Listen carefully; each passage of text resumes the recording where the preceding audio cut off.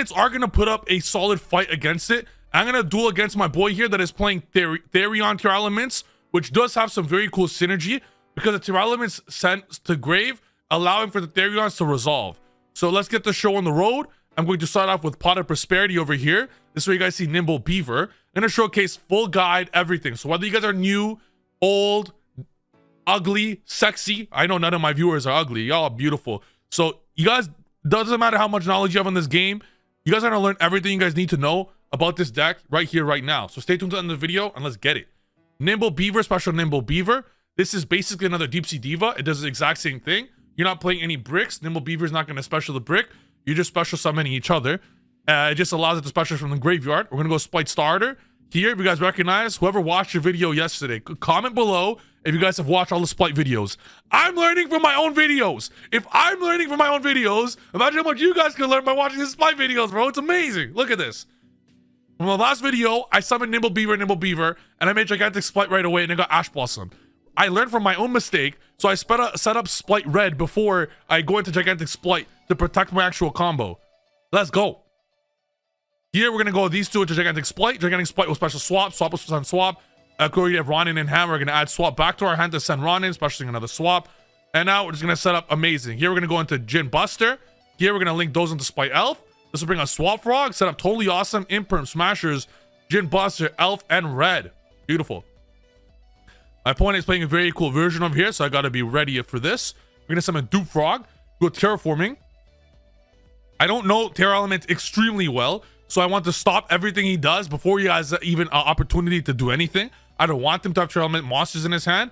I just want to have the most minimal Tearalaments hands and everything as possible. If I negate the Tearalaments in his hand, I'll be forced to totally awesome it and send it to the graveyard, triggering its other effect. So I'd rather just have not add the Tearalaments that he's missing. So I'm going to add Nimble Beaver back. I'm going to set this in the field zone, but unfortunately, Dueling Book, fix your shit, Dueling Book, does not let me set this to the field zone. So I'm going to have to just set this in this zone, pretending it's the field zone. Next, you're going to use King of the Swamp. I'm just going to negate every card he has. I literally have 6 negates. Every card he activates is going to negate. Imperm that, and that's going to be GG. We're now going to go on to game number 2. I'm going to be showcasing guys 2 matches over here. Now, there are many versions of Tearalaments. I think this version is very cool. Utilizes a lot of Therion and new Therion cards, so we're going to see exactly how it works. Here, I have Triple Hand Trap. Same idea. I don't want him to have access to any Tearalament cards, so I'm going to stop that. I'm going to Ash that. He's going to Instant Fusion. I'm going to Veiler that. And then he's going to go Poly, getting those into Dracostelia, using the effect of these. I don't want him to mill 5, so I Gamma. What a beautiful hand. I have Ash, Veiler, Gamma, and the 2 best starters in my deck. That is actually the most broken hand. Absolutely insane. Here we're going to go into Nimble Beaver. He negates it. And then I'm like, that's fine, dog. Spright Starter. Let's go. Spright Blue gets Spright Jet. That is going to be insane. And as I mentioned, I'm going to talk about side deck theory at the end of this video. As I mentioned in my last video, I do not play Spright Smashers going second because I do not want to open it, to be honest. And I just play as many hand traps as possible. Well, I remove 4 cards for 4 Gammas, and that's 18 hand traps versus 15. Swap, send Ronin. Nothing much my opponent could do at this point. I'm going to add those to special more. Here, I'm going to go, before I add that, I'm just going to Nightmare Cerberus instead of, I'm not going to use Swap Frog's effect. I'm just going to use Nightmare Cerberus. It's better for me because it is difficult for this deck to actually out a lot of this stuff. And then at this point, I'm reading some of his cards. And I'm thinking, I'm like, I could keep this on the field. I could destroy it by battle. And I'm thinking of what the best result would be for this scenario. And at this point, he just scoops, like, yeah, you got this, because I'm just going to enter battle phase and win. And that's going to be game over there. And I'm going to show you guys the next match. Or sorry, the next match over here. There's nothing you could do. Like, when you open that much, it's just auto game. So here I have, he's going to go first for this one. And his hand's insane right here. So he's going to go Poly. He's going to bring those onto Millennium Mines Restrict. I say insane, but it's actually not insane. I just recognize he doesn't have no Tearalaments in his hand. So if he had Tearalaments, I was cooked. Luckily, he does not have any Tearalaments. So because he didn't have any Tearalaments, he's left with a pretty weak board here. So I'm going to go, I'm going to not enter battle. I'm going to summon these out. I'm going to enter battle, attack with this. At this point, I should have used Gigantic Splight's effect. Because if I use Gigantic Spright, he would 100% negate it. So if he negated Gigantic Splight's effect, I would lose Ash or Therion Regulus for nothing and then go into Zeus afterwards. So that's a big misplay on my end. I shouldn't have done that. That's a big misplay on my end. And then here, I just passed. That's also probably a mistake. He's going to Chaos Ruler. And this is what's really cool about this deck. Look at what Chaos Ruler is going to do for him here. So Chaos Ruler is going to send him Endless Engine. He's going to send him all the Terra Elements he's missing. So in this deck, Chaos Ruler is absolutely absurd. And that was, I kind of beat myself up after this. I was really upset because I could have gone off a little better. If I use a Gigantic Spright play, I literally just won the duel. So that's a misplay on my end, bro. If I just use Gigantic Spright to bait him, obviously I wanted to go Zeus. If he let it go, I was pretty cooked. But who would let a Gigantic Spright resolve? I'm sure he wasn't thinking of what I was thinking, but I should have used the effect of Gigantic Spright. It's not a cost. He's going to waste his card, and then I lost the interruption for nothing, and then I Zeus his ass. My mistake. I learned from my mistake, and he top deck like a god. There's nothing we could do there except from not being an idiot. But that was my mistake. I'm sure that if I was playing on my Spright playmat, I wouldn't have done that mistake. But unfortunately, I'm not, and I'm playing on Dueling Book, so that's my error. I deserve the loss. Here, we are going to go on to the next game. Game number 2. I'm going first, and I'm going to set up the most unbelievably broken hand that he will have no answer for.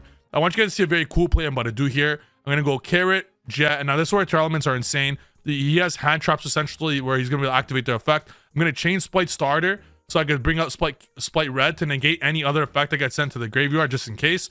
He activates the effect of that one. I'm just going to negate it because I don't want that one to resolve. So that's a cool thing about Red. Just this Terra Elements don't play many hand traps aside from their own monsters, so just negate any effect you can with Red ASAP. Here I'm going to set up the classic board of Spright. I'm going to back it up with Spright Smasher and Summon Limit. So that's just like an absurdly broken board here. I literally have Summon Limit on top of all this, so I'm just going to let him play. I'm like, bro, there's nothing that my mans could do here to stop us, especially with all this free summoning that we're going to do. At this point, I'm like, you know what? I'm just going to let him summon a bunch of cards. I probably should have let him summon anything from the beginning and just protect my Summon Limit, like protect the house with all my cards. At that point, I just changed Summon Limit, and that's going to be game. So that was an amazing game over there. We're going to go to game number 3 here. And this really is going to be what we're going to be seeing a lot of. TEARALAMENT versus Spright. I open Ash, Nibiru, Starter, Carrot. He's going to search into this. He's going to go Therian Coliseum. He's going to get some value here. I'm going to Ash that right away. I'm like, I don't want that shit to resolve. No shot. He's going to get a few Spright cards. He's going to go into Endless Engine. And instantly, he goes special that into that. Send this. He wants to get a free +1 Baron. I'm like, all right, that's fine. I'm gonna summon Spright Starter. This is kind of like my what's the word? Spright Starter is my, and Jet is my bait. And then I'm gonna just summon Carrot and Blue, and this is gonna be huge value for us. We're gonna get Red out here in this scenario. Special Red. Here, I'm gonna go into Gigantic Spright, bring a Swap Frog, bring a Ronin. Here, Nightmare Cerberus. I need to get this out of there. It's difficult for this deck to clear boards. Spright Elf, swap, bring up Toad. And now this is going to be very difficult for my opponent to defeat because Toad will be able to easily add stuff back. And then I'm going to special that at the draw phase. I'm going to wait for him to actually use the effect of Lily. And he's going to use Lily. I'm going to negate the effect of Lily, obviously. And he's going to set 1 and pass. And that's just going to be game at this point. Especially, I have Spright Red. I instantly, at the end of it, I special Spright Red because I knew he had this card in his hand. So I special Spright Red. So the second he activates Shaylin, I just negate it with Spright Red. So I could just continue with my turn. And that's just going to be game over here. TEARALAMENTS got cooked by Spright. I'm telling you guys, without Ishizu, Splight's going to be the tier 0 deck by far. And now this is the deck list. This is the deck list. Same list I showed yesterday. Absolutely beautiful list. 3 Blue, 3 Jet, 3 Starter, 3 Prosperity, 3 Nimble Beaver. I still believe is better than Diva. There could be a world out there where you actually even play like all of them, but that would only be in a higher deck if you're playing like 50. If you want to play more cards in your deck, you can do this. But I do not advise playing over 40 in this deck. In this deck, you want to open your Sprights. Sprights are so broken, you just want to see them every turn. So I advise, like, I would not play Sprights unless you're able to play Prosperity. This version is just so consistent, and you already have so many normal summons in Beaver and Swap. So Beaver, you have 6 normal summons in this 37 card deck. You don't want to play more than that. So you just decide Beaver or Diva, and then double Red, double Carrot. If you really want to, you can play 1 of each. Like if you really want to. In this, I do also advise playing the Dupe Frog. I played maybe 100 matches with this deck in my life, and there are scenarios where having Toad to special dupe actually saves the game, but it is a card that you can side out if you want. Truthfully, the 3 cards that I do side out every single game are these 3, and you could side out Spright Smashers. I typically do. So when you side out these 4, you're left with 4 flex spots. You can just add whatever you want in. So adding the 4 cards, you just add whatever you want that you feel is great in that matchup. And any hand trap you think sucks in that matchup, you could remove for whatever else you feel is good in that matchup. This makes it so you have 21 cards that are offensive and 19 that are literally hand traps.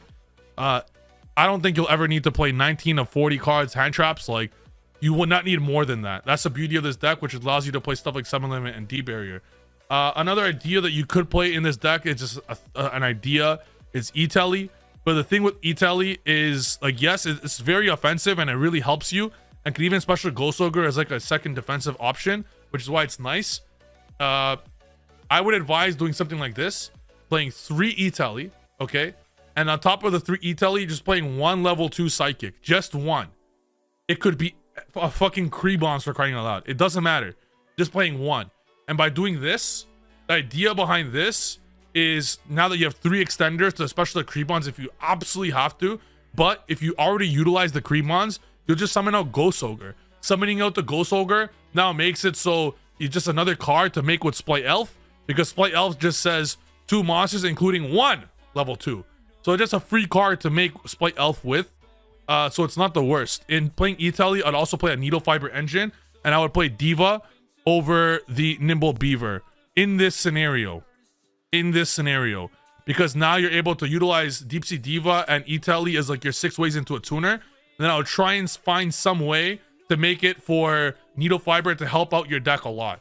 And this makes it so, yeah, like even Creebons is not a brick. You can always normal summon it and you're still playing 15 hand traps. But I would advise main decking the Smashers. Smashers is a really powerful card. Perhaps you could play like 2 Ghost Ogres because E-Telly equals a Ghost Ogre. You're not going to want to have too many.